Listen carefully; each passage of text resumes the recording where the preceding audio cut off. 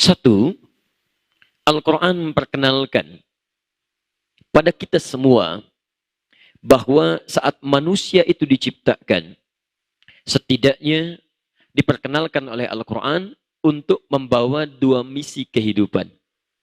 Jadi kita itu sejak mulai hidup, bahkan ayahanda kita yang pertama kali diturunkan ke bumi, bahkan sejak mulai diciptakan dan diperkenalkan pada malaikat dan jin yang lebih dulu diciptakan oleh Allah, maka diperkenalkanlah dua fungsi kehidupannya. Apa itu? Satu, Quran surah ke-51 Az-Zariyat ayat ke-56. Perhatikan kalimatnya. Wa ma khalaqtul jinna wal insa illa liya'budun. Ini fungsi yang pertama. Wa ma makna nafi. Ingat maknya nafi. Kalau nafi itu meniadakan segala hal yang mesti ditepikan.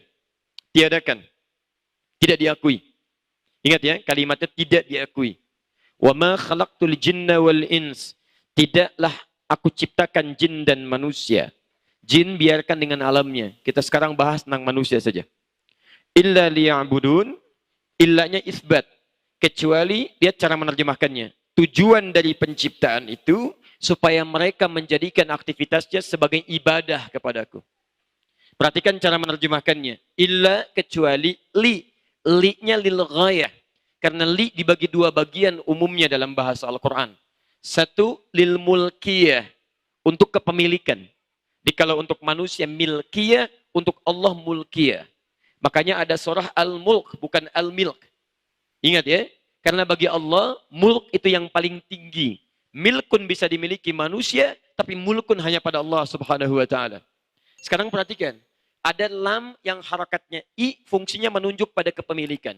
Walillahi ma fis samawati wa ma fil ar. Li lillah. Punya Allah semua yang ada di langit dan di bumi. Punya antum sebagian yang ada di bumi. Lihat, peci itu punya siapa? Punya saya. Tapi Anda nggak bisa memiliki yang dipunya Allah. Siapa yang punya langit? Boleh angkat tangan. Halo? Tidak ada. Siapa yang punya bumi?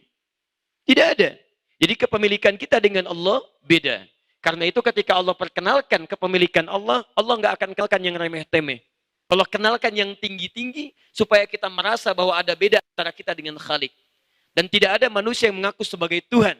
Sehingga ketika Fir'aun mengatakan dirinya Tuhan, ana rabbukumul a'la, Allah berikan pelajaran yang abadi sifatnya. Paham? Baik, sekarang kita kembali. Lam itu disebut dengan mulkiyah, kepemilikan. Maksud kami begini, kalau teman-teman baca Al-Quran, Anda bisa memahami dengan baik seperti apa Anda membaca dan memahaminya. Yang kedua disebut dengan ghayah. Ghayatun, li yang menunjuk pada tujuan. Fungsinya apa? Ana ji'tu huna litta'lim. Saya datang ke sini untuk mengajar. Antum ji'tum huna litta'illum. Sedangkan Anda datang ke sini untuk belajar. Ingat teman-teman ya, ta'lim itu mengajar. Ta'allum itu belajar. Jadi kalau Anda katakan, saya mau taklim dulu ya, artinya Anda mau mengajar. Saya pulang. Ada ya? Di taklim itu mengajar, orangnya disebut muallim. Ya. Ta'allum itu belajar, orangnya disebut muta'allim. Gaya boleh, tapi benar harus. Baik ya? Kemana? Taklim dulu nih? Masya Allah, ngajar. Sini ya. Li-nya itu ghayah, menunjuk pada tujuan. Baik, lihat baik-baik kalimatnya. Awas, kadang-kadang ini jadi tegas untuk kita maknanya. Kata Allah, saya nggak ciptakan manusia. Tujuan penciptaannya kecuali untuk ibadah. Jadi kalau Anda ada yang kemudian jadi manusia dan Anda tidak ibadah, berarti Anda sedang keluar dari tujuan penciptaan hidup.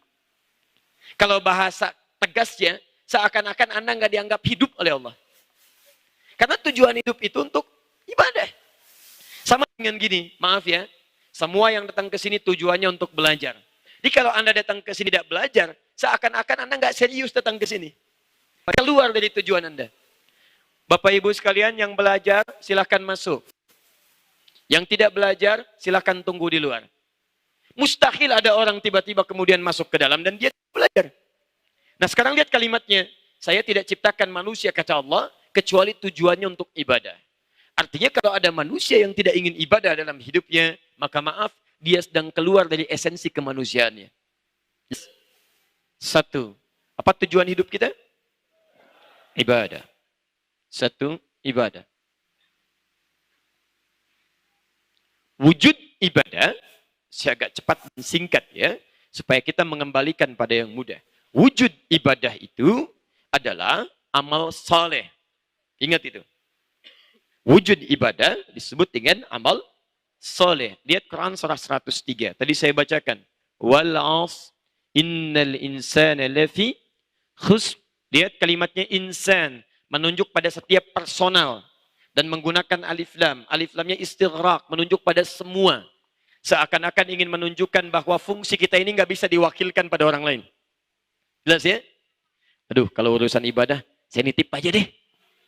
Ntar saya ikut. Nggak bisa. Karena kalimatnya menggunakan insan, menunjuk pada personal, kemudian menggunakan alif lam, seluruhnya tanpa kecuali. Kalau nas itu umum, tapi insan menunjuk pada setiap kita. Lihat kalimatnya. Innal insana lafi khusr illa alladhina amanu wa amilus salihat. Wujud ibadah disebut dengan amal saleh. Jamaknya amilus salihat. Kita terjemahkan amal saleh. Kita turunkan pertama fungsi hidup. Fungsi hidup yang pertama adalah supaya orang bisa beribadah atau mengerjakan amal saleh. Kalau kita tutup yang persamaannya, setiap orang hidup, maka tujuan hidupnya yang pertama untuk beramal saleh. Paham? Pertanyaannya, sampai dengan malam ini, berapa amal saleh yang pernah antum kerjakan? Jangan-jangan dari sekian kehidupan yang pernah kita titi, lebih banyak amal salahnya dibandingkan dengan amal solehnya. Bahkan nama di KTP tertulis dua nama, amal soleh. Tapi buatan salah. Jadi kalau sampai saat ini, belum terkumpul kemudian amal soleh yang dianggap layak oleh Allah, maaf, berarti Anda belum masuk dalam esensi penciptaan kemanusiaan. Jelas seperti ini? Baik, apa wujud amal soleh itu? Yuk kita terjemahkan. Lihat rumusnya baik-baik ya. Setiap ada kalimat amal soleh, itu senantiasa bersanding dengan iman. Jadi kalau Anda ingin mengetahui detail amal soleh, mudah, temukan kalimat iman, di situ pasti ada. Wal 'asr innal insana lafi khusr illa alladhina amanu wa amilus shalihat. Sekarang detailnya apa? Cari kalimat iman, setelahnya amal soleh. Mari kita lihat detailnya. Kalimat iman pertama Quran surah kedua Al-Baqarah ayat 3 misalnya sampai ayat 5-nya. Lihat kalimatnya. Alladzina yu'minuna bil ghaib. Iman. Ada orang-orang yang menyatakan dirinya beriman pada Allah walaupun tak nampak dalam pandangannya. Ghaib. Kemudian dia buktikan imannya dengan mengerjakan amal soleh. Perhatikan kalimatnya. Wa yuqimunas salat. Salat. Wa mimma razaqnahum yunfiqun infaq. Walladzina yu'minuna bima unzila ilaik. Interaksi dengan Al-Quran. Baik membaca, memahami, menghafalkan dan sebagainya. Mentadaburi, mentafakuri dan seterusnya. Walladzina yu'minuna bima unzila ilaik wa ma unzila min qablik wa bil akhirati hum yuqinun. Baik, dan mengerjakan semuanya dengan yakin. Ini baru contoh. Setiap temukan kalimat iman setelahnya amal saleh. Ya ayyuhalladzina amanu kutiba alaikumussyam, puasa. Ya ayyuhalladzina amanu aufu bil 'uqud. Ya ayyuhalladzina amanu idza nudiya lis-salati min yaumil jumu'ah. Ya ayyuhalladzina amanu, ya ayyuhalladzina amanu, amal saleh. Coba teman-teman ya, saya ambil contoh satu aja sampai dengan malam ini. Mohon maaf ya, kalau bagian dari pernyataan saya barangkali ada yang kurang berkenan. Tapi hal itu menjadi evaluasi dalam kehidupan kita. Karena satu saat kita akan berpulang. Mumpung masih diberikan kesempatan. Saya mau tunjukkan satu aja dari sekian banyak amal soleh yang kita titik sampai dengan malam ini. Salat saja. Saya sering katakan kepada Anda, kalimat salat pertama dibuka dalam Al-Quran dengan kalimat jama' ghair mahdud. Jama' tanpa batas. Kalau ada jama' tanpa batas, itu berarti menunjuk kepada semua ragam salat yang pernah ditunjukkan dalam Al-Quran, dituntunkan dalam sunnah Nabi. Kalau semua jenis sholat itu berarti mencakup yang fardunya plus sunnahnya. Karena itu bentuk tulisannya ditulis dengan alif, lam, sad, lam, wawu, fathah tegak, ta. Gini.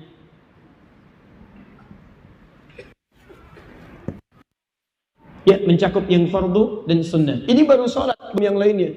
Saya tanyakan kepada Anda, pernah nggak selama hidup ya, ini evaluasi kita saja, kita belum bicara turunan materinya. Pernah nggak antum selama hidup keluarkan semua jenis sholat yang disebutkan di Quran dan hadis? Lalu Anda bikin menunya misalnya.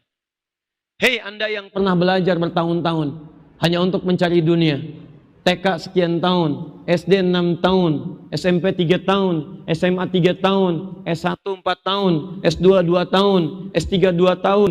Berapa tahun Anda kumpulkan untuk mengejar dunia? Berangkat gelap, pulang gelap, ada yang ikut seminar, ada yang ikut stadium general, macam-macam Anda kumpulkan. Pertanyaan saya, dari sekian menu dunia yang pernah Anda rinci, sampai Anda tegaskan, mau kuliah sekian SKS, ini materinya, Anda pelajari, saya tanya pada antum, kurikulum kehidupan Anda pernah nggak Anda keluarkan? Berapa SKS Anda pernah tunaikan pelajaran sholat itu? Berapa SKS Anda pernah kumpulkan materi sholat itu? Satu aja yang paling sederhana. Pernah nggak Anda keluarkan? Ini sholat fardu saya subuh sampai dengan isya. Itu wajar. Yang jadi pertanyaan, di luar itu pernah nggak? Ragam sholat saja jangan-jangan kita nggak pernah kenal. Tahajud, qiyamul lail, rawatib yang 12 rakaat, syuruk itu, duha itu, sholat wudhu itu. Semua jenis sholat sunnah pernah kita keluarkan. Itu baru sholat. Jadi kalau ada anak kecil usia 5 tahun, usia 6 tahun, sudah mengerjakan sholat sunnah, Anda diberikan 50 tahun, 60 tahun, baru kenal sholat fardu, Anda butuh berapa tahun lagi untuk meningkatkan amal soleh? Saya mau tunjukkan pada antum sekalian. 2 hari lalu, ya saat kami melepas dari siswa kami akan ke Sudan, saya melihat fenomena luar biasa. Dari anak-anak kecil yang belajar di kelas informal, kelas malam. Teman-teman, terkumpul hampir 100 orang anak. Datang dari berbagai daerah yang berbeda. Usia mereka variatif, tapi rata-rata di kisaran 4, 5, 6 tahun. 4, 5, 6, 7. Tahukah Anda, pelajaran malam dimulai ba'da maghrib. Kalau maghribnya saja, ya wilayah Bekasi misal, jatuh di 17.50, tahukah Anda bahwa 17.30 mereka sudah mulai berada di masjid. Jadi sebelum adzan, sudah ada di masjid.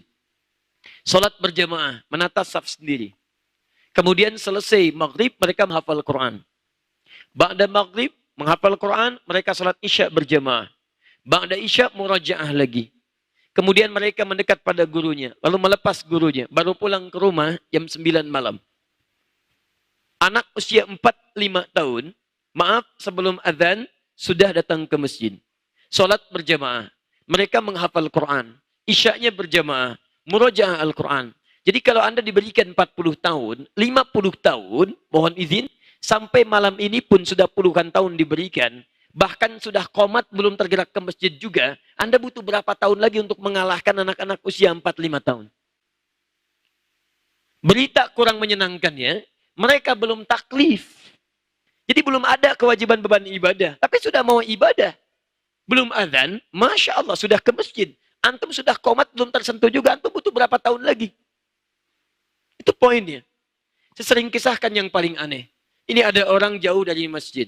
Jaraknya bahkan ada yang 1 kilo, 2 kilo. Kendaraan tidak Allah titipkan kepadanya. Jangankan level mobil, sepeda aja nggak punya. Tapi dia bisa gunakan kakinya untuk bersaksi di hadapan Allah. Saat semua dikunci. Al-yawma nakhtimu ala afwahihim. Wa tukallimuna aydihim wa tashhadu arjuluhum. Ingat. Kakinya bersaksi. Dia gunakan kakinya untuk ke masjid datang. Supaya disaksikan di hadapan Allah. Anda yang Masya Allah. Rumah dekat dengan masjid. Jaraknya tidak sampai kiloan. Bahkan ada yang 5 meter. Ada 10 meter. Kendaraan lengkap. Sepeda Allah berikan. Motor Allah titipkan. Mobil variasinya banyak. Bahkan saking sayangnya Allah kepada Anda. Speaker masjid pun ke rumah Anda corongnya begini nih. Tuh. Adzan kedengaran. Qomat jelas. Masya Allah. Kalau dengan sekian belum mampu menggerakkan hati Anda untuk ke masjid, Anda perlu diberikan apa lagi? Maka dari itu, sebelum hari berganti, pekan kemudian berubah, dan tahun juga kemudian berganti, bulan juga kemudian berubah, Coba lihat sampai dengan malam ini. Barangkali dihidupkan kita dari sekian orang yang telah wafat. Saking sayangnya Allah supaya kita kembali merubah diri. Yuk, ini bagian pertama. Itu baru sholat ya, belum infak. Hati-hati. Itu baru infak ya, belum Al-Quran. Ada orang tidak bisa melihat, mau menghafal Quran. Antum diberikan mata sehat, untuk baca saja sampai malam ini belum bisa lancar. Atau butuh berapa hari lagi, dan butuh berapa tahun lagi untuk berubah. Dua. Sabar ya, kita belum mulai materinya. Ini baru pengantar. Satu, kita akan mulai saat masuk ke sini. Kita masih di sini. Sampai jam berapa kita? Insya Allah. Saya jam 9 lewat dikit pulang, antum sampai jam 12 silahkan di sini ya. Silahkan untuk hijrah di sini ya. Baik. Dua. Nih. Jadi ini fungsi yang pertama. Ingat baik-baik ya. Maksudnya nanti ketika kita akan berhijrah, kita tahu kemana mesti berhijrah. Dua. Fungsi hidup manusia diisyaratkan di Quran untuk menjadi khalifah. Ingat, khalifah. Bahkan saking tingginya misi ini, itu Allah hanya tunjuk manusia, bukan malaikat. Malaikat memberikan isyarat tidak ditetapkan oleh Allah. Hanya manusia. Quran surah kedua ayat 30. Paling kiri sebelah atas. Wa idh qala rabbuka lil malaikati inni ja'ilun fil ardi khalifah. Dan ingatlah, tuh kata Allah, ingat. Antum mesti ingat. Awas, disebutkan ingat karena ada yang lupa. Itu masalahnya. Bukankah kalau orang sudah lupa suka nggak ingat? Halo? Iya kan? Bagaimana cara mengingatkannya? Bagaimana cara mengingatkan orang lupa? Jadi ingatkan, gampang ingatkan. Ingatkan pada apa yang dia lupakan. Karena itulah dalam bahasa Al-Quran diistilahkan dengan kalimat simpel. Dan ingatlah. Hei, ingat ya, ingat. Fungsi hidup kita itu bukan sekedar antum hidup, berangkat gelap, pulang gelap, kadang tertawa, kadang sedih. Bukan cuma itu. Ingat baik-baik kata Quran. Bahkan saking tingginya fungsi kehidupan ini, kami sampaikan ini pada malaikat. Malaikat mesti tahu nih. Nih fungsi saya ciptakan manusia. Malaikat, kamu mesti tahu. Apa fungsinya? Lihat, inni ja'ilun fil ardi khalifah. Saya jadikan manusia itu di bumi sebagai khalifah. Di bumi sebagai khalifah. Apa itu khalifah? Halo? Pemimpin apalagi? Halo? Sudah ya. Kita sudah belajar cukup lama di sini. Dan kita tahu kaidahnya. Dalam pelajaran kita tidak boleh ada mengarang. Karena mengarang cuma ada di bahasa Indonesia. Baik, kalau tidak tahu cukup katakan Allahu alam. Jadi apa artinya khalifah? Kalau antum tidak tahu jadi khalifah, antum hidup selama ini jadi apa? Masya Allah. Waktu dihisab, tahukah kamu fungsi hidup kamu? Wallahu alam. Masya Allah, luar biasa. Teman-teman kadang-kadang. Ayo coba lihat sini ya. Lihat, khalifah bukan sekedar pemimpin. Bukan sekedar pionir. Pertama, kata khalifah itu dari kata khalafa, yang menggantikan. Menggantikan. Kalau sudah menggunakan jenis sifat, pakai tak di ujungnya, itu berarti menunjuk sifat saling, terus. Jadi pertama kita diberikan kesan bahwa kehidupan kita ini akan saling menggantikan satu dengan yang lainnya. Wafat, kemudian generasi pertama, muncul generasi kedua. Wafat generasi kedua, muncul generasi ketiga. Kemudian ayahnya meninggal dunia, anaknya meneruskan. Anak meninggal dunia, cucunya meneruskan. Karena itulah setiap generasi senantiasa menyiapkan generasi terbaik setelahnya supaya bisa menggantikan lebih baik bagi generasi sebelumnya. Perhatikan wujud keterangan dalam Al-Quran, surah ketiga Ali Imran, ayat 35 sampai 37. Posisi paling kiri dari pertengahan sampai dengan ke ujungnya. Lihat kalimatnya. Idh qalat imra'atu Imrana, Rabbi inni nadhartu laka ma fi batni muharrara, fataqabbal minni, innaka sami'ud du'a. Ketika Hannah dalam kandungannya bermohon kepada Allah, meminta kepada Allah agar bayi yang dikandung lebih dekat dengan Allah, lebih baik daripada ibu dan bapaknya dan lebih mulia untuk menggantikan tugas generasi setelahnya. Teman-teman, saya ingin tunjukkan kepada Anda. Lihat baik-baik sini. Imran menikah dengan istrinya Hannah. Punya anak namanya siapa? Tuh kan. Siapa nama anaknya? Bukan Allah alam. Maryam. Maryam. Saya belum pernah dengar ada Imran punya anak Allah alam. Kan ada di ayat 36-nya. Wa inni samaituha Maryam. Bukan inni samaituha Allah alam. Lihat sini. Maryam. Maryam punya anak namanya siapa? Isa alaihissalam. Lihat baik-baik. Imran nikah dengan Hannah. Hannah punya anak namanya Maryam. Maryam punya anak namanya Isa. Saya agak cepat saja. Saya tidak akan uraikan detail. Lihat baik-baik sini. Generasi saling menggantikan. Tapi isyarat Quran, generasi yang menggantikan itu mesti lebih baik daripada generasi sebelumnya. Perhatikan. Imran, Hannah. Punya anak namanya Maryam. Maryam lebih baik daripada ibu dan bapaknya. Perhatikan, lebih baik daripada ibu dan bapaknya. Maryam lebih baik daripada ibunya Hannah. Hannah tidak disebutkan namanya di Quran. Cuman isyaratnya Imran atau Imran. Maryam disebutkan namanya di Quran. Bahkan jadi surah ke-19. Surah Maryam. Imran disebutkan keluarganya. Ali Imran, Maryamnya personal. Ini menunjukkan Maryam lebih baik dibandingkan kedua orang tuanya. Bukti kedua, Hannah bisa mengandung dan melahirkan, menikah dulu dengan Imran. Disentuh Imran, lahir Maryam. Maryam, Masya Allah. Bahasa Qurannya, walam yamsasni bashar.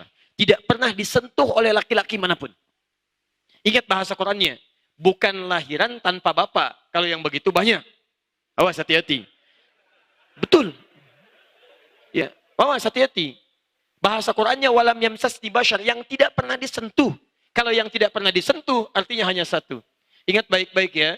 Kalau di Quran disebutkan namanya langsung, bahkan plus bin atau bintinya, ini menunjukkan bahwa peristiwa itu hanya akan terjadi pada orang ini, tidak akan terjadi pada orang-orang yang lainnya. Walaupun dia mencoba untuk memiliki nama yang sama. Makanya kalau ada Maryam-Maryam yang lain, Quran menegaskan bukan Maryam yang itu, tapi Maryam binti Imran. Iwas, ingat baik-baik ya. Maryam binti Imran. Wa Maryam ibnata Imran. Bukan Maryam binti Asep, bukan Maryam binti Dadang, bukan Maryam binti Adi, tapi Maryam binti Imran. Untuk menegaskan, jangan ada lagi Maryam yang mengaku seperti Maryam yang ini, karena yang ini spesial. Maryam ini lebih baik daripada ibu dan bapaknya. Pertanyaannya, Maryam Nabi bukan? Rasul bukan? Bukan. Maryam punya anak siapa namanya? Isa. Masya Allah. Isa laki-laki perempuan? Laki-laki. Makanya Isa bin Maryam. Ingat, bin itu artinya anak laki-laki. Binti artinya anak perempuan. Jadi jangan selalu dipahami bin dengan binti itu menunjuk pada nasab. Juga bisa diartikan anaknya, pada gendernya. Ada yang mengatakan, Ustadz kok Isa bin Maryam? Betul, yang salah Isa binti Maryam. Bin itu anak laki-laki, binti anak perempuan. Jadi menerjemahkannya, Isa bin Maryam. Isa anak laki-lakinya Maryam. Jelas? Pertanyaannya, Isa Nabi bukan? Rasul bukan? Oh, ingat-ingat dulu. Siapa yang Rasul? Bapak Rasul. Masya Allah. Halo. Ada Rasul di sini luar biasa. Saya hampir berapa tahun kajian di sini baru menemukan ada Rasul malam ini. Assalamualaikum. Aduh. Ya, semoga Allah mengampuni kita semua ya. Mungkin agak lelah tadi nunggunya ya. Baik. Sudah, di situ kadang kita merasa sedih ya. Kalau terlalu banyak sesuatu yang tidak kita pahami. Saya kalau diskusi dengan MUI Jawa Barat itu spesial luar biasa. Hampir tiap bulan ada nabi baru. Hampir tiap bulan ada nabi baru di Jawa Barat. Ya, terakhir di Karawang. Mudah-mudahan sudah selesai. Ya, sini sudah. Betul. Ini ya. Sudah. Isa nabi bukan. Rasul bukan. Maryam nabi bukan. Rasul bukan. Berarti Isa lebih baik daripada Maryam, lebih baik daripada Imran dan Hannah. Perhatikan teman-teman, ketika berganti generasi, yang ini selalu lebih baik, yang ini selalu lebih baik dari sebelumnya. Kenapa? Karena tantangan di setiap masa itu beda dengan tantangan sebelumnya. Dulu, tantangan bupati dulu, mungkin sekarang selevel dengan tantangan camat. Tantangan camat dulu, mungkin sekarang selevel dengan tantangan RT. Jadi kalau Anda ingin membuat generasi terbaik, Anda mesti menyiapkan yang terbaik. Karena ketika saling menggantikan, zamannya sudah beda. Zaman 3315 Nokia dengan zaman yang sekarang Apple sudah seri ke-8 bahkan mau plus, itu tidak mudah. Jadi kalau Anda tidak siapkan anak-anak kita lebih baik daripada sebelumnya, akan ketinggalan anak-anak kita. Yang paling berbahaya adalah kalau ada orang tua yang tidak menyiapkan generasinya untuk persiapan masa depannya yang terbaik. Masa depan yang terbaik itu apa? Wal tanzur nafsum ma qaddamat lighad. Quran surah 59 ayat 18 sampai akhiratnya. Ingat, tujuan kita kompetisinya bukan cuma dunia, sampai akhirat. Antum nih jangan bangga dulu kalau anaknya juara matematika. Kalau cuma juara matematika, non-muslim pun bisa jadi juara olimpiade. Yang jadi persoalan, maaf, saat di akhirat nanti, antum banggakan status dunia, banyak sudah orang tua membanggakan status akhiratnya. Hampir banyak sekarang anak-anak yang disiapkan orang tuanya untuk menjadi juara Al-Quran. Di mana antum? Ini poinnya.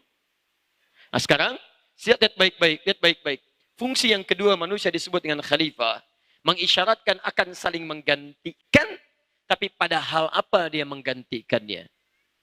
Quran surah 21 ayat 105. Belum selesai. Walaqad katabna fi az-zaburi min ba'di adh-dhikri anna al-ardha yarithuha 'ibadiyas salihun. Lihat baik-baik. Inni ja'ilun fil ardi annal arda. Pertama, saya jadikan manusia itu di bumi sebagai khalifah. Di bumi. Tugas khalifah saling menggantikan. Dalam hal apa menggantikannya? Ternyata bukan cuma urusan masalah dunia. Tapi Masya Allah. Annal arda yarithuha ibadiyas salihun. Di bumi ini, kami tugaskan untuk saling mewarisi manusia itu pada hal-hal kebaikan. Di khalifah itu maksudnya punya misi yang menampilkan nilai-nilai kebaikan di bumi. Jadi kita ini diturunkan ke bumi untuk banyak beraktivitas kebaikan. Ini poinnya. Misi pertama untuk ibadah, misi kedua untuk memperbanyak kebaikan, berbuat baik. Berbahagialah teman-teman bahwa kita ini diciptakan jadi orang baik. Bahkan di antara kebaikan itu disebut dengan ins. Ins 18 kali disebutkan di Quran. Ins itu asalnya makhluk baik. Dari kata al-unsu, al-anasu. Satu, makhluk yang tampak, kelihatan. Makanya langsung disandingkan dengan jin sebagai lawan. Jin tersembunyi, setiap ada kalimat di bahasa Arab dibuka dengan huruf jim dengan nun, artinya tersembunyi, tidak tampak. Jin, kenapa disebut jin? Karena tersembunyi. Jannah, surga, kenapa disebut jannah? Jim dengan nun, karena belum nampak dalam pandangan kita sekarang. Janin, dalam perut perempuan. Kenapa disebut janin? Karena tidak nampak dalam pandangan kita. Coba kalau janinnya kelihatan. Janin, Masya Allah, repot itu kehidupan. Tidak nampak. Dan disandingkan dengan ins. Jin, fitrahnya tidak nampak, tersembunyi. Itu fitrahnya. Jadi kalau ada jin melakukan penampakan, itu jin sedang keluar dari fitrah. Sedang punya masalah. Sedang punya masalah, ingat baik-baik itu. Ya, jangan diganggu. Kalau yang sedang punya masalah diganggu, tambah masalah nantinya. Jelas ya? Lawannya ins. Ins itu nampak. Makanya ketika bayi manusia mulai lahir, kelihatan. Nampak bayinya. Kan agak aneh kalau suaranya ada, bayinya nggak ada gitu kan? Itu yang repot. Tapi yang kedua, teman-teman sekalian, ingat, jin itu tersembunyi, manusia nampak. Jadi kalau manusia misalnya, senang sembunyi. Pulang ke rumah, ada pintu depan, sembunyi lewat pintu belakang. Ke masjid sembunyi-sembunyi. Ke kantor sembunyi-sembunyi. Maka pada saat yang bersamaan, dia sedang menjadi, bukan. Dia sedang jadi manusia yang keluar dari fitrahnya. Dia sedang punya masalah. Sedang punya masalah. Jadi kalau antum lihat teman-teman yang suka mojok sendirian, sembunyi-sembunyi dalam macam-macam, berarti ada sesuatu yang melekat dalam dirinya. Yang perlu diselesaikan. Gampang melihatnya. Kedua, ins itu lembut, ramah, baik, halus. Di saat antum diciptakan, antum tuh makhluk halus. Betul, halus. Perilakunya baik, lembut. Lawannya jin. Jin itu bukan makhluk halus. Jin itu disebut jin karena punya perangai yang kedua, kasar. Tidak harmoni. Makanya kalau jin melakukan penampakan, atau misalnya masuk pada jasad seseorang, jarang ada orang kemasukan jin tiba-tiba aja lembut. Assalamualaikum Ustaz, mohon izin. Kenapa? Pengen ikut taklim, sedang kemasukan jin. Mustahil. Mustahil. Orang kemasukan jin kalau tidak meracau, dia akan mengacau. Tapi manusia tidak. Saat dia diciptakan oleh Allah disebut dengan ins, diberi tugas jadi khalifah, kata Allah, kamu makhluk baik. Kamu makhluk lembut. Karena kita dipuji oleh Al-Quran, dimuliakan dari makhluk yang lainnya. Perhatikan, semua tubuh kita, sejak diturunkan ke bumi, lahir kita, dari rahim orang tua kita, generasi Adam, maka semua tubuh kita dari ujung kepala sampai ujung kaki disebut makhluk mulia. Quran surah 17 ayat 70. Lihat baik-baik ukuran hidup kita. Awas jangan main-main di sini. Walaqad karramna bani Adam. Kami telah muliakan seluruh anak keturunan Adam. Bani Adam itu semua keturunan Adam sampai kehidupan berakhir. Jadi teman-teman sekalian, kita ini makhluk mulia. Awas, kita makhluk mulia. Dari ujung kepala sampai ujung kaki. Apa di antara kemuliaannya? Lihat kalimatnya. Walaqad karramna bani Adam. Wahamilnahum fil barri wal bahri. Karena kemuliaan itu kami izinkan banyak beraktivitas. Umumnya di daratan atau di lautan. Indah bahasa Quran. Kata Allah, silakan beraktivitas. Di darat, di laut, kamu makhluk mulia. Mulia. Silakan. Kenapa tidak disebutkan udara? Karena pada umumnya jarang orang beraktivitas di udara. Kecuali hanya melintas. Ya, pernah ada jualan asongan di udara? Yang haus, yang haus, yang haus. Masya Allah. Aduh, gerah buka dikit dong kaca. Begitu dibuka, hancur pesawat. Kan? Susah. Darat, laut, darat, laut. Dan berbahagia kita. Orang Indonesia itu banyak dimuliakan oleh Allah Subhanahu wa Ta'ala. Coba silahkan lihat daratan mana yang paling luas kecuali Indonesia dan lautannya. Berapa banyak potensinya. Kata Prof. Mansur, Ahmad Mansur Surya Negara, orang tua kita semua yang beliau tinggal di Bandung itu, menulis buku namanya Api Sejarah tuh. Di jilid yang pertama, warnanya hitam, terbitan Surya Madani, halaman 19, posisi paling kanan sebelah atas, paragraf kedua baris 1 sampai 3. Indonesia itu daratnya 2 juta kilometer persegi. Lautnya 3.200.000 kilometer persegi. Darat lautnya 5.200.000 kilometer persegi. Pulaunya, saya pernah ke Abu Dhabi. Di Abu Dhabi itu ingin membuat pulau buatan. Satu pulau Anda bayangkan, triliunan mereka siapkan. Ini Ustaz sebagai pencegahan kalau ada tsunami, air laut naik, maka akan menghantam pulau ini dulu. Isinya kosong. Cuman buat dihantam air laut aja. Menyiapkannya triliunan. Kita, saking sayangnya Allah orang Indonesia, 13.677 pulau di Indonesia. Itu pun belum termasuk Pulau Gadung, Pulau Gebang, Pulau Mas tuh. Luar biasa. Nah, warazaqnahum at-thayyibat. Karena ini makhluk mulia, maka kami hanya berikan rizki-rizki yang baik saja, yang mulia juga. Perhatikan baik-baik ya. Lihat baik-baik.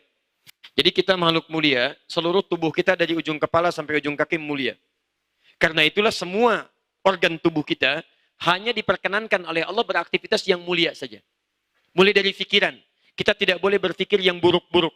Inna ba'dadh-dhanni itsm. Awas, kata Quran, sebagian dari prasangka kita itu akan jadi buruk, bahkan dosa. Jadi karena kita makhluk mulia, maka prasangka kita pun hanya yang baik-baik saja. Mau melihat, maaf, mata. Saya sering katakan, karena kita makhluk mulia, maka mata kita dijaga oleh Allah untuk tidak melihat yang tidak mulia. Laki, Quran surah 24 ayat 30. Perempuan ayat 31. Kullil mu'minina yaghuddu min absarihim. Katakan pada pria-pria beriman, matanya hanya boleh lihat yang baik-baik saja. Jadi maaf, kenapa kita dilarang untuk melihat yang tidak baik? Karena kita makhluk mulia. Jadi kalau antum sedang mengamati yang tidak baik, itu mohon izin ya, Anda sedang merendahkan kemuliaan Anda di hadapan Allah Subhanahu wa Ta'ala. Jadi kalau Anda tiba-tiba melihat yang tidak baik, seakan-akan Allah tidak menghendaki kemanusiaan kita. Cukuplah Anda jadi manusia mulia untuk melihat yang baik-baik. Jadi kalau Anda lihat handphone ada tayangan yang tidak baik, Anda palingkan. Karena Anda makhluk mulia. Jalan ke tempat taklim, melihat misalnya gambar yang tidak baik, palingkan. Karena Anda makhluk mulia. Ketika Anda menyaksikan hal yang tidak bagus, maka Anda sedang merendahkan martabat Anda di hadapan Allah Subhanahu wa Ta'ala. Dan Allah, maaf ya, Anda kelihatan teman saja, lihat gambar yang tidak bagus, Anda malu. Kenapa Anda tidak merasa malu ketika dilihat Allah? Kenapa Anda tidak merasa malu? Coba cek sampai dengan hari ini. Mohon izin, ini baru mata ya. Katanya mau hijrah. Katanya mau baik dalam pandangan Al-Quran. Jangan cuma ganti pakaian. Pakaian ganti. Kalau laki-laki begini, kalau perempuan sudah begini, hijabnya begini, kalau belum begini belum hijrah, pakaian begini, kalau begini belum hijrah, kalau nggak seperti ini belum hijrah. Cek dulu, jangan tinggi-tinggi kita bicara. Nih yang ini nih. Jangan-jangan pakaian bagus tapi pandangan tidak bagus. Hati-hati. Jangan-jangan pakaian, celana sudah tidak isbal, tapi mulut pada isbal. Hati-hati. Lisannya isbal, matanya isbal, tangannya isbal. Melebihi apa yang tidak wajar dalam ketentuan Al-Quran dan Sunnah Rasulullah SAW. Coba cek. Ayo mulai berubah ya. Begitu lihat handphone, bagus. Palingkan. Bagus ya? Balik lagi. Sama aja itu. Sudah. Dan cepat. Saya sering katakan kepada Anda mengelak dengan cepat sampai ke ujung kaki. Kaki kita itu mulia. Makanya ketika jalan, orang mulia itu beda. Quran surah ke-25, ayat 63. Masya Allah. Mau jalan ke hotel mulia. Orang mulia, lain cara jalannya. Wa ibadur rahmanil ladzina yamshuna 'alal ardi hauda. Hamba Allah yang penyayang itu, kalau jalan-jalannya tawadhu, tidak sombong. Tawadhu. Dan disebut hamba Allah yang penyayang. Jadi kalau Anda kemudian jalan, kaki Anda dipakai sombong, saat yang bersamaan Anda tidak diaku oleh Allah sebagai hamba Allah yang penyayang. Anda tidak diaku orang tua, Anda bisa kecewa. Siapa yang tidak merasa kecewa kalau tidak diaku hamba oleh Allah? Ayo. Para pendosa saja kalau tobat disebut hamba Allah. Quran surah ke-39 ayat 53. Ini dosa sedemikian besar. Qul ya ibadiyalladzina asrafu ala anfusihim la taqnatu min rahmatillah. Katakan Muhammad pada hamba-hambaku yang merasa banyak dosa tapi mau taubat. Jangan putus asa dari rahmat Allah. Ini orang sombong. Jadi begitu dia sombong tidak mau bertobat, tidak diaku. Makanya setan, iblis, ketika dia merasa sombong daripada Adam, ana khairun minhu, khalaqtani min narin wa khalaqtahu min tin. Saya lebih hebat daripada Adam. Kau ciptakan saya dari api, dia dari tanah. Tidak levelnya yang dicipta dari api nyembah, sujud kepada yang dicipta dari tanah. Tidak diaku oleh Allah. Ukhruj, keluar. Keluar. Kamu bukan bagian dari hambaku yang taat. Keluar, pergi. Coba Anda bayangkan. Jadi ketika Anda jalan dalam keadaan yang tidak baik, Anda sedang tidak diaku oleh Allah Subhanahu wa taala sebagai hamba. Makanya Anda coba mikir-mikir dulu kalau mau sombong. Hati-hati. Quran surah 31 ayat 18. Wala tamshi fil ardi maraha. Jangan jalan, jangan terlalu congkak. Fir'aun sombong, selesai. Fir'aun punya kedudukan, ngaku Tuhan bahkan, ana rabbukumul a'la. Kemudian sombong. Hei teman-teman yang punya kedudukan, saya kasih tahu dari sekarang ya. Fir'aun itu kedudukannya hebat sekali. Dia raja, punya pasukan besar, banyak ditakuti, kata-katanya menggelegar. Jadi kalau bicara, kalau tidak suka sesuatu, bukan cuma membuat kita tegang, tapi bisa menghadirkan kehilangan nyawa. Itu saya tidak suka dengan rambutnya itu. Tolong pisahkan kepala dari badannya. Kepala dari badannya. Fir'aun tuh. Fir'aun. Dia bukan nyuruh cukur. Cukurnya sekalian dengan lehernya. Fir'aun. Luar biasa. Ngaku Tuhan. Banyak kedudukannya. Bala tentara banyak dan sebagainya. Tapi sombong habis. Terus antum. Kedudukan tidak seperti Fir'aun. Pengen ikutan sombong. Antum telat. Ketinggalan. Ketinggalan. Dan keterlaluan. Hei yang punya kekayaan, mau sombong? Dulu sudah ada Qarun. Quran surah 28 ayat 76 sampai dengan 80. Dan qadarullah ini dua-duanya satu masa, satu zaman, satu tipe. Pengusaha hitam bertemu dengan penguasa zalim. Inna Qaruna kana min qaumi Musa. Qarun itu termasuk kaumnya Musa. Fabagha alaihim, sombong dengan hartanya. Jadi kalau togo, sombong dengan kedudukan. Bagho, sombong dengan harta. Mirip tapi berbeda. Karena itu ketika Fir'aun disebutkan togo. Izhab ila Fir'auna innahu togo. Qarun disebutkan bagho. Inna Qaruna kana min qaumi Musa. Fabagha alaihim. Apa kesombongannya? Karena harta bendanya. Kaya. Wa inna mafatihahu latanu'u bil usbah. Dan sungguh kunci-kunci gudang hartanya. Bahasa Qur'annya gudang harta. Bukan berangkas. Kalau berangkas masih kecil ukurannya, paling segini. Ini gudang. Kalau gudang segimana sih? Kunci-kunci gudang hartanya saja tidak sanggup dipikul oleh bodyguard yang mengiringnya kemanapun dia jalan. Jadi ciri khas Qarun itu kalau jalan, di belakangnya bodyguard cuman ngangkat kunci gudang hartanya saja. Masya Allah. Saya tuh. Tuh lihat belakang. Lihat. Mau ngambil, ambil aja. Ini aja ngangkat kuncinya susah, situ mau ngambil. Masya Allah. Korun. Tapi hancur. Fakhasafna, kami tenggelamkan seluruhnya. Antum sekaya apa sih? Jadi pengen bersaing dengan korun? Jauh. Korun itu sekarang hartanya masih diburu. Harta karun, harta korun. Harta antum siapa yang buru? Coba cek.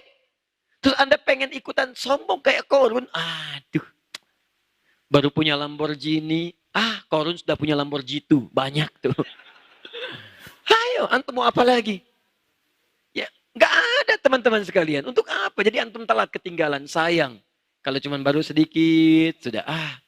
Kemarin nggak ke masjid. Begitu beli Ferrari, keliling komplek ngajak ke masjid. Ayo ke masjid, ke masjid. Masya Allah. Melangkah aja gampang.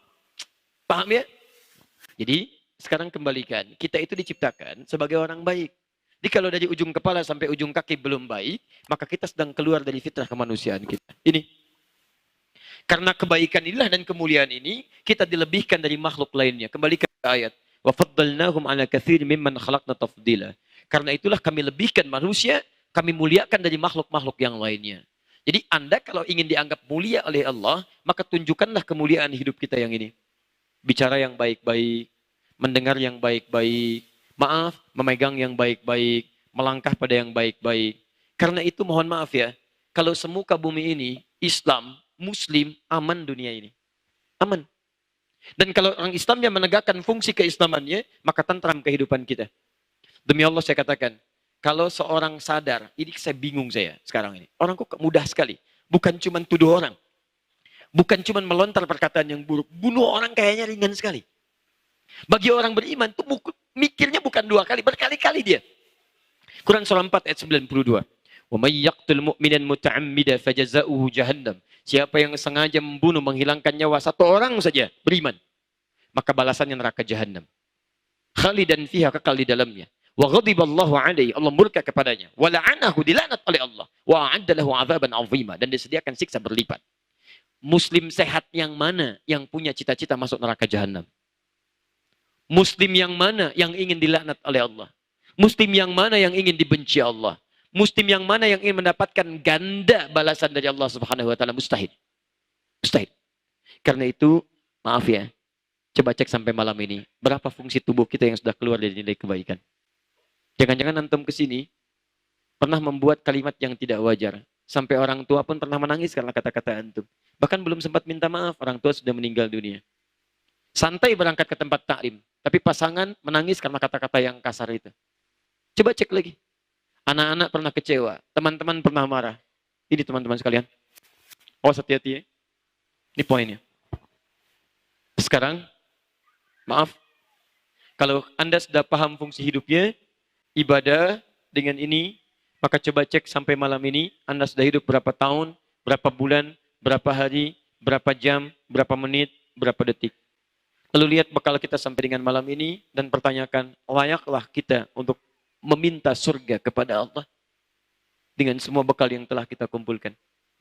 Orang dulu, begitu disampaikan kalimat ini, banyak yang kemudian menangisi dirinya dan kemudian berusaha untuk menjadi lebih baik. Sehingga yang tadinya semakin buruk, bahkan disebut dengan jahiliyah, tiba-tiba menjadi manusia paling utama ketika mereka mau berubah. Kenikmatan dunia Allah berikan, akhirat mereka genggam. Bahkan ada di antara mereka yang disebut oleh Nabi SAW lewat lisannya yang mulia, masuk surga tanpa hisab. Karena itulah kita mesti berubah.